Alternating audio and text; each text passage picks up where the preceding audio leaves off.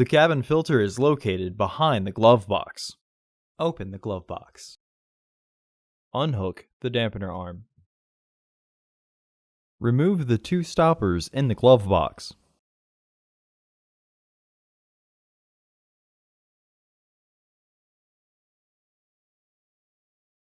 Lower the glove box.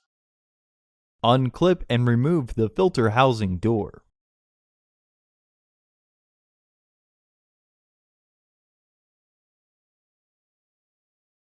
Remove the old filter from the housing and clean out any debris inside. Install your new AQ1118 filter into the housing, with its airflow indicating arrow pointing down.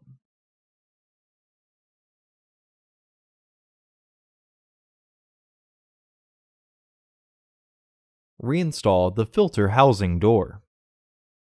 Recommended replacement every 15,000 miles or 1 year. Refer to your vehicle owner's manual for specifications.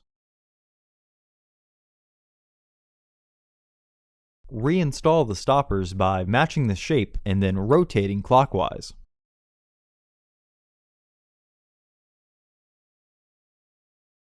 Reinstall the dampener arm.